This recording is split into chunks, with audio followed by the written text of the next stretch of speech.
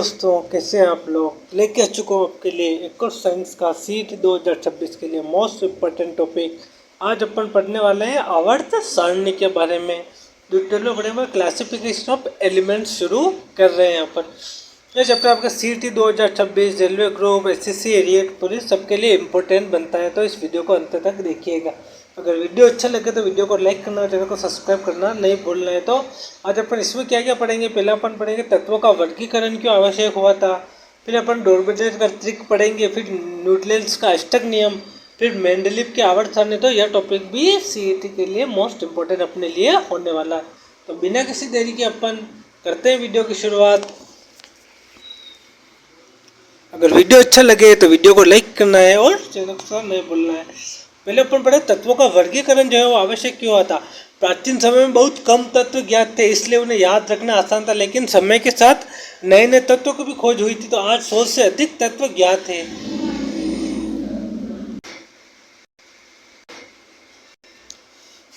ठीक है, इसलिए वैज्ञानिकों ने सोचा कि जिन तत्वों के गुण समान होते हैं उन्हें एक समूह में रखा जाए। इसी आवश्यकता से तत्वों का वर्गीकरण की शुरुआत हुई।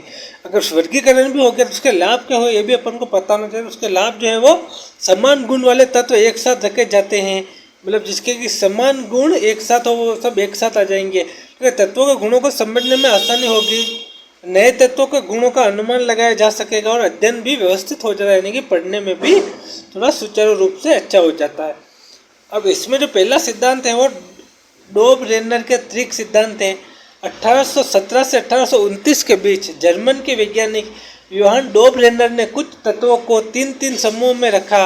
इन समूहों को त्रिक भी कहा जाता है।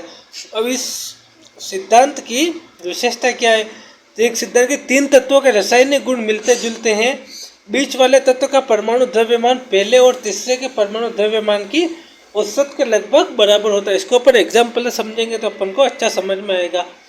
उदाहरण में लिथियम दे रखा है, सोडियम दे रखा है और पोटेशियम। ऊपर क्या बताया हुआ है कि बीच वाले परमाणु द्रव्यमान का निकालना है, तो अपन को पहले और तीसरे तत्व का औसत निकालना पड़ेगा।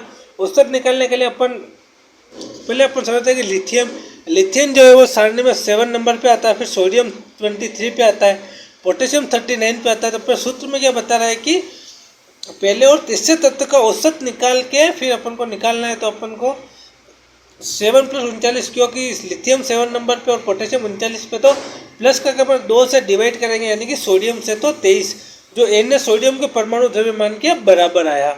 अन्य उदाहरण कैल्शियम, स्टेनेशियम और बेरियम। फिर निचले वाला क्लोरीन, ब्रोमीन और आयोडीन, यह भी इस हेल्डमेनर के त्रिक सिद्धांत के अंदर आते हैं।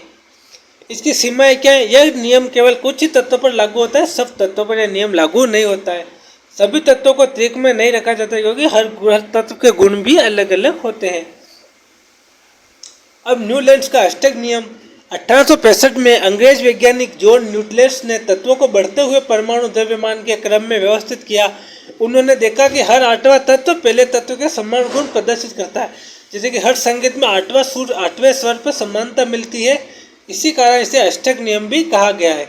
अब इसको भी अपन उदाहरण से समझेंगे तो अपन को आसानी से समझ में आएगा। जैसे कि lithium, beryllium, boron, carbon, nitrogen, oxygen, fluorine और सोडियम। तो सोडियम का गुण जो है वो लिथियम से मिलते हैं। ठीक है, पहले वाले का गुण क्या ऊपर क्या बोला कि हर 8वें स्वर में मिलता है, यानी कि लिथियम और 8वें नंबर में सोडियम, तो लिथियम और सोडियम के गुण आपस में मिलते जुलते हैं, इसीलिए इसको अष्टक का नियम भी कहते हैं। इस सिद्धांत को उपलब्धियां क्या मिली। पहली बार नियमितता का विचार सामने आया। तत्वों को क्रमबद्ध रूप से रखने का प्रयास सफल रहा था। अब इतना उपलब्धि हो गई। इस सिद्धांत की कुछ सीमाएं भी हैं, तो सीमाएं अपन देखते हैं कि यह नियम केवल कैल्शियम तक ही सही पाया गया। बाद में खोजे गए तत्व इसमें फिट नहीं बैठे।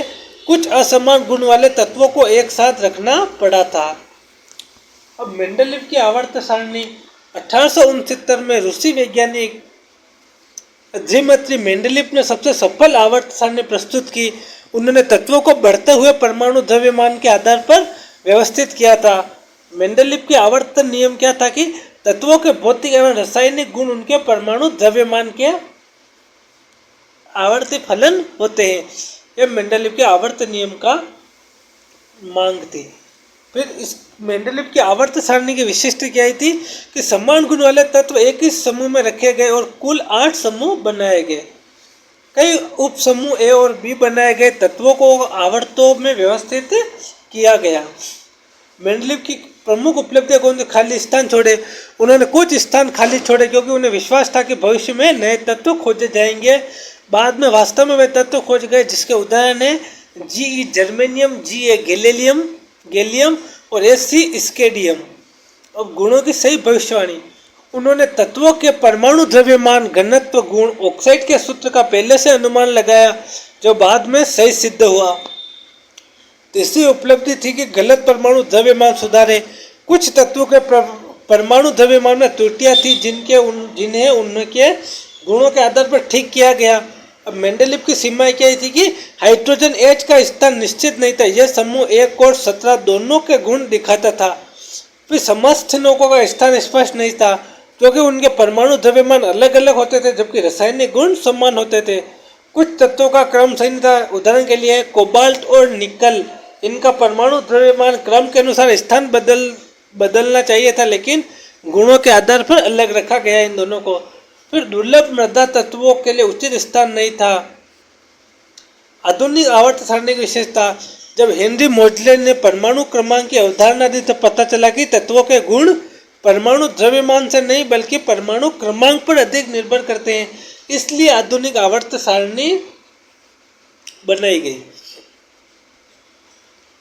2006 इंपॉर्टेंट फैक्ट्स देख लेते हैं।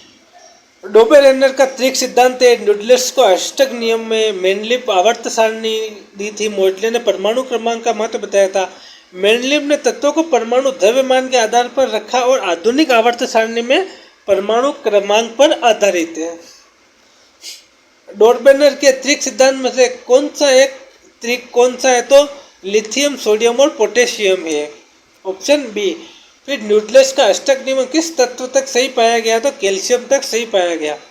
आधुनिक आवर्त नियम किस पर आधारित है तो परमाणु क्रमांक पर आधारित है। अब अपन पढ़ेंगे आधुनिक आवर्त सारणी, आवर्त समूह एवं SPDF ब्लॉक। आधुनिक आवर्त सारणी का निर्माण हेनरी मोजले ने किया। उन्होंने बताया कि किसी तत्व के गुण उसके परमाणु क्रमांक यानी कि एटॉमिक नंबर पर निर्भर करते हैं, न कि परमाणु द्रव्यमान पर। अब आधुनिक आवर्तन नियम क्या कहता था कि तत्वों के भौतिक एवं रासायनिक गुण उनके परमाणु क्रमांक की आवृत्ति फलन होते हैं। ठीक है, ये आपको याद रखना पड़ेगा। अब परमाणु क्रमांक किसी परमाणु के नाभिक में उपस्थित में प्रोटॉन की संख्या होती है। इसको भी अपन सारणी से पढ़ेंगे तो अपन को डिटेल में समझ में आ जाएगा। तत्व दे रखा है अपन को H, इसका पूरा नाम हाइड्रोजन है, इसमें परमाणु क्रमांक जो है वो 1 होता है।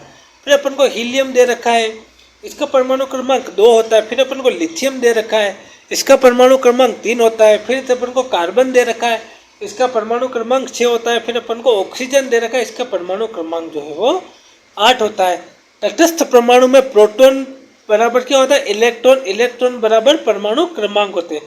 आधुनिक आवर्त सारणी की संरचना के 7 आवर्त होते हैं और 18 समूह होते हैं किसके आधुनिक आवर्त सारणी के अनुसार। अब आवर्त सारणी की 37 पंक्तियों को आवर्त कहते हैं। कुल 7 आवर्त होते हैं। प्रथम में तत्वों की संख्या 2 होती है, सेकंड में 8 होती है, थर्ड में भी 8 होती है, फोर्थ में 18 होती है, 5 में 18 होती है, 6 में 32 होती है और सप्तम में 32 यानी कि अपूर्ण पूरी होती है। विशेष बात क्या है कि एक ही आवर्त के सभी तत्वों में इलेक्ट्रॉन कोषों की संख्या समान होती है। बाएं से दाएं जाने पर परमाणु क्रमांक हमेशा बढ़ता है। अब आवर्त सारणी के ऊर्ध्वाधर स्तंभों को समूह कहते हैं। कुल 18 समूह होते हैं। एक ही समूह के तत्वों में संयोजक इलेक्ट्रॉनों की संख्या समान होती है, इसलिए उनके रासायनिक गुण भी समान होते हैं। प्रमुख समूह में पहला समूह क्षारीय धातु है। Lithium, sodium, potassium, rubidium, caesium, francium. विशेषता क्या है, बहुत अभिक्रियाशील और मुलायम और जल से तीव्र अभिक्रिया ये क्षारीय धातु जो है लिथियम, सोडियम ये आदि ये करते हैं। फिर आते हैं क्षारीय मुद्रा धातु है। पहले सिर्फ क्षारीय धातु थी तो इसमें आते हैं बेरिलियम, मैग्नीशियम, कैल्शियम, स्टोनोशियम, बेरियम और रेडियम। फिर आता है समूह 17 हेलोजन वाला। इसमें होते हैं फ्लोरीन, क्लोरीन, ब्रोमीन और आयोडीन। विशेषता है कि अत्यधिक अभ्याकृत धातु लवण बनाने वाले तत्व है ये। फिर समूह 18 जो निष्क्रिय गैसें यानी कि noble gases, helium, neon, organ, krypton, xenon, radon. विशेषता क्या है इन सबकी कि बाहरी कोश पूर्ण लगभग अभिक्रियाएं ये नहीं करती है। अब एसपीडीएफ ब्लॉक पढ़ते हैं अपन। इलेक्ट्रॉन जिस उपकोश में प्रवेश करते हैं उसी के आधार पर तत्वों को 4 ब्लॉकों में बांटा गया है। पहला है एस ब्लॉक। इसमें क्या होता है कि समूह 1 और 2 बाहरी इलेक्ट्रॉन एस कक्षक में होते हैं, जैसे कि लिथियम, सोडियम, मैग्नीशियम और कैल्शियम। पी ब्लॉक में क्या होता है कि 13 से 18 बाहरी इलेक्ट्रॉन पी कक्ष में होते हैं, उदाहरण के लिए कार्बन, नाइट्रोजन, ऑक्सीजन, फ्लोरीन और क्लोरीन। फिर आता है डी ब्लॉक। ये समूह 3 से 12 संक्रमण तत्व होते हैं, उदाहरण आयरन, लोहा, सीयू, कॉपर, तांबा, जिंक, जस्ता, एजी, सिल्वर या चांदी। फिर आता है ए ब्लॉक। आवर्त सारणी के नीचे अलग रखे गए 2 क्रम लेथेनाइट और एक्टिनाइट होते हैं। अब धातु और उपधातु का स्थान क्या है? धातु बाई और मध्यम भाग में होती है, जैसे सोडियम, मैग्नीशियम, एल्यूमिनियम और आयरन। अधातुएं जो दाई ओर होती है, जैसे ऑक्सीजन, नाइट्रोजन, क्लोरीन और फ्लोरीन। उपधातुएं जो होती है वो धातु और अधातु के बीच में स्थित होती है, जैसे कि बोरोन, सिलिकॉन, जर्मेनियम, आर्सेनिक। इनमें धातु और अधातु दोनों के गुण पाए जाते हैं। फिर हाइड्रोजन एच का स्थान देखते हैं अपन। हाइड्रोजन एक विशेष तत्व है, इसमें 1 इलेक्ट्रॉन होता है, इसलिए यह एक समूह जैसे व्यवहार कर सकता है। यह 1 इलेक्ट्रॉन ग्रहण भी कर सकता है, इसलिए कुछ गुणों में 17 जैसा भी दिखाई देता है। इसी कारण इसका स्थान जो है वो विशेष माना जाता है। आवर्त में बाएं से दाएं जाने पर परमाणु क्रमांक बढ़ेगा, संयोजक इलेक्ट्रॉन बढ़ेगा, धात्विक गुण घटेंगे, अधात्विक गुण बढ़ेंगे। अब समूह में परिवर्तन ऊपर से नीचे जाएंगे तो इलेक्ट्रॉन कोश बढ़ेंगे, परमाणु आकार भी बढ़ेगा, धात्विक गुण भी बढ़ेगा और अभिक्रियाशीलता धातुओं की भी बढ़ेगी। आधुनिक आवर्त सारणी में 7 आवर्त और 18 समूह है। समूह 1 में क्षारीय धातु है, समूह 2 में क्षारीय मुद्रा धातु है, समूह 17 में हेलोजन, समूह 18 में निष्क्रिय गैसें, डी ब्लॉक में संक्रमण तत्व और ए ब्लॉक में लेथेनाइट और एक्टिनाइट तत्व। आधुनिक आवर्त सारणी में कुल कितने समूह होते हैं? तो 18। आधुनिक आवर्त सारणी किसने बनाई? तो हेनरी मोजले ने। संक्रमण तत्व किस ब्लॉक में आते हैं? तो डी ब्लॉक में आते हैं। अब अपन पढ़ेंगे आवर्तीय गुण। यह भी एक मोस्ट इम्पोर्टेंट बनता है अपने लिए। तो जब आवर्त सारणी में हम बाएं से दाएं या ऊपर से नीचे चलते हैं तो तत्वों के कुछ गुण नियमित रूप से बदलते, इन्हें ही आवर्तीय गुण कहते हैं। मुख्य आवर्तीय गुण क्या है? परमाणु त्रिज्या, संयोजकता, आयनीकरण ऊर्जा, इलेक्ट्रॉन बंधुता और विद्युत ऋणात्मकता तथा धात्विक गुण तथा अधात्विक गुण। पहला अपन पढ़ेंगे परमाणु त्रिज्या क्या होती है। परमाणु के नाभिक से बाहरी इलेक्ट्रॉन कोश तक की दूरी को परमाणु त्रिज्या कहते हैं। आवर्त में परिवर्तन बाएं से दाएं जाने पर परमाणु त्रिज्या घटती है। कारण क्या है कि प्रोटॉन की संख्या बढ़ती है, नाभिक का आकर्षण बढ़ता है और इलेक्ट्रॉन नाभिक की ओर अधिक खींचते हैं। यह आवर्त में परिवर्तन है। फिर समूह में परिवर्तन ऊपर से नीचे जाने पर परमाणु त्रिज्या बढ़ती है, कारण नए इलेक्ट्रॉन कोश जुड़ते जाते हैं और बाहरी इलेक्ट्रॉन नाभिक दूर होते जाते हैं। फिर आती है संयोजकता, वेलिकेंसी। किसी तत्व की किसी दूसरे तत्व से बंध बनाने की क्षमता को संयोजकता कहते हैं, किसी एक तत्व को दूसरे तत्व से जोड़ना। आवर्त में परिवर्तन में पहले बढ़ती है 1 से 4, फिर घटती है 4 से 0। जैसे कि तत्व से अपन पता लगाते हैं लिथियम, ठीक है, इसकी संयोजकता 1 होती है। बेरिलियम, इसकी संयोजकता 2 होती है। बोरोन, इसकी 3 होती है। कार्बन की 4 होती है। नाइट्रोजन की भी 3 होती है। ऑक्सीजन की 2 होती है। फ्लोरीन की 1 होती है। नियोन की 0 होती है। एक ही समूह में संयोजकता सामान्यतः समान रहती है। फिर आता है आयनीकरण ऊर्जा। किसी गैसीय परमाणु से उसका सबसे बाहरी इलेक्ट्रॉन निकालने के लिए आवश्यक न्यूनतम ऊर्जा को आयनीकरण ऊर्जा कहते हैं। आयनीकरण ऊर्जा में बात है आवर्त में परिवर्तन। बाएं से दाएं जाने पर आयनीकरण ऊर्जा बढ़ती है। कारण क्या है इसका कि नाभिक का आकर्षण बढ़ जाता है, इलेक्ट्रॉन निकलना कठिन हो जाता है, इसलिए आयनीकरण ऊर्जा बढ़ती है। फिर समूह में परिवर्तन ऊपर से नीचे जाने पर आयनीकरण ऊर्जा घटती है। कारण क्या है कि बाहरी इलेक्ट्रॉन नाभिक से दूर होते जाते हैं और आकर्षण कम होता जाता है, इसीलिए आयनीकरण ऊर्जा घटती है। चौथा इसमें पढ़ेंगे पर इलेक्ट्रॉन बंधुता। जब कोई परमाणु एक इलेक्ट्रॉन को ग्रहण करता है तब जो ऊर्जा परिवर्तन होता है उसे इलेक्ट्रॉन बंधुता कहते हैं। आवर्त में परिवर्तन क्या? बाएं से दाएं जाने पर सामान्यतः इलेक्ट्रॉन बंधुता बढ़ती है। समूह में परिवर्तन ऊपर से नीचे जाने पर सामान्यतः घटती है। विद्युत ऋणात्मकता। किसी सहसंयोजक बंध में साझा इलेक्ट्रॉन को अपनी ओर आकर्षित करने की क्षमता को विद्युत ऋणात्मकता कहते हैं। आवर्त में परिवर्तन क्या है, बाएं से दाएं जाने पर बढ़ती है। समूह में परिवर्तन ऊपर से नीचे जाने पर यह घटती है। एक फ्लोरीन सबसे अधिक विद्युत ऋणात्मक तत्व है। सीजियम और प्रेशियम सबसे कम विद्युत ऋणात्मक तत्वों में गिने जाते हैं। इंपॉर्टेंट है, याद रखिएगा इस लाइन को। फिर आता है धात्विक गुण। धातु आसानी से इलेक्ट्रॉन छोड़ते हैं। आवर्त में परिवर्तन क्या है, बाएं से दाएं जाने पर धात्विक गुण घटता है। और समूह में परिवर्तन क्या है कि ऊपर से नीचे जाने पर धात्विक गुण बढ़ता है। ठीक है। फिर अधात्विक गुण है। अधातु इलेक्ट्रॉन ग्रहण करने की प्रवृत्ति रखती है। बाएं से दाएं जाने पर अधात्विक गुण बढ़ता है और ऊपर से नीचे जाने पर अधात्विक गुण घटता है।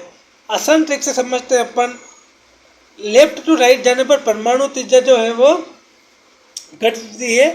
आयनीकरण ऊर्जा बढ़ती है। विद्युत ऋणात्मकता बढ़ती है। अधात्विक गुण बढ़ते हैं, धात्विक गुण घटते हैं।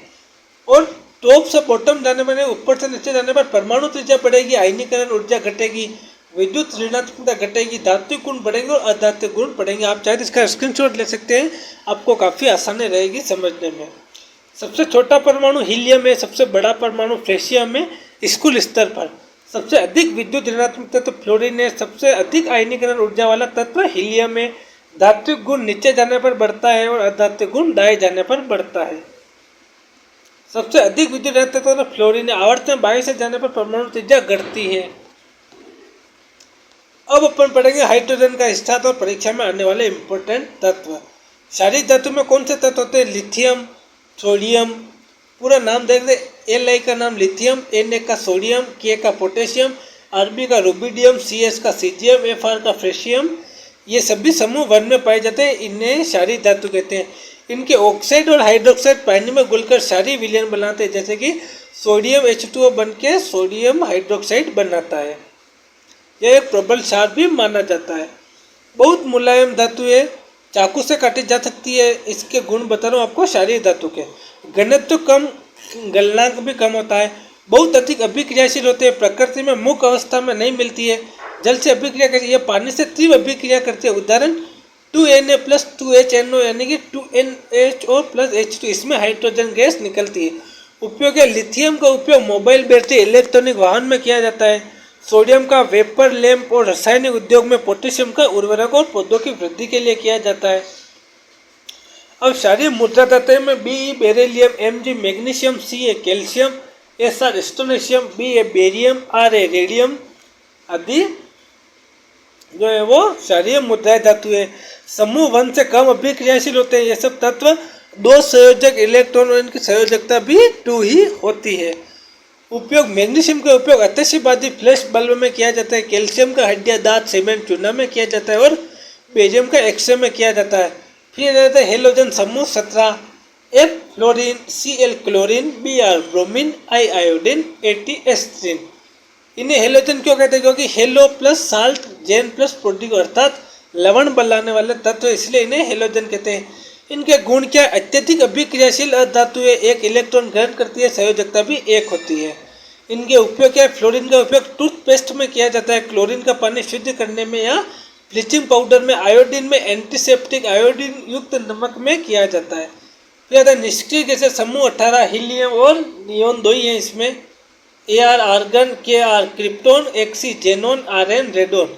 इन्हें निष्क्रिय क्यों कहते हैं, इनके बाहरी कोश पूर्ण होते हैं, इसलिए सामान्य परिस्थितियों में बहुत कम अभिक्रिया करती है, इसलिए इन्हें निष्क्रिय कहते हैं।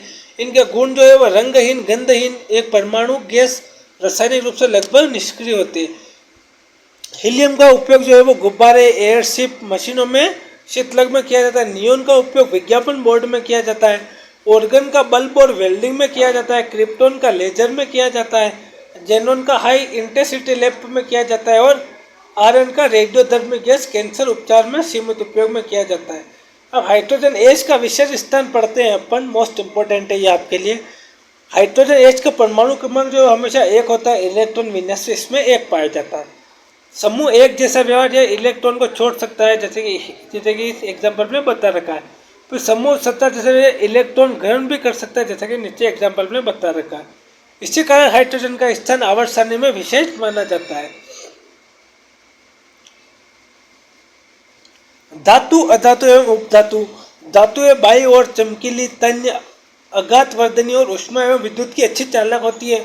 फिर अधातुएं जो है वो दाई और भंगुर और कुचालक और चमकहीन होती है। उपधातुओं में boron, silicon, germanium, arsenic, antimony, tellurium, इनमें धातु व अधातु दोनों के गुण होते हैं। सबसे अधिक क्रियाशील धातु कौन सी है? तो सीजियम है। सबसे अधिक क्रियाशील अधातु फ्लोरीन है। सबसे हल्की गैस हाइड्रोजन है। सबसे हल्की निष्क्रिय गैस हीलियम है। सबसे अधिक विद्युत ऋणात्मक तत्व फ्लोरीन है और सबसे अधिक आयनीकरण ऊर्जा हीलियम है। यह था दोस्तों अपने आवर्त सारणी का एक कोर्स साइंस का मोस्ट इम्पोर्टेंट टॉपिक। क्वेश्चन आने ही आने वाले हैं। तो अगर आपको वीडियो अच्छा लगा हो तो वीडियो लाइक कीजिएगा। चैनल में पहली बार जुड़े थे तो चैनल को सब्सक्राइब करना ना भूलिए। अगर आप CET 2026 की तैयारी कर ही रहे हो तो हमारे चैनल से जुड़ो, आपका पक्का ये एग्ज़ाम क्लियर हो जाएगा, ये मेरी गारंटी है। तो लाइक ना करना भूले और मिलते हैं कल अपन इसी टॉपिक के साथ नेक्स्ट वीडियो में। धन्यवाद।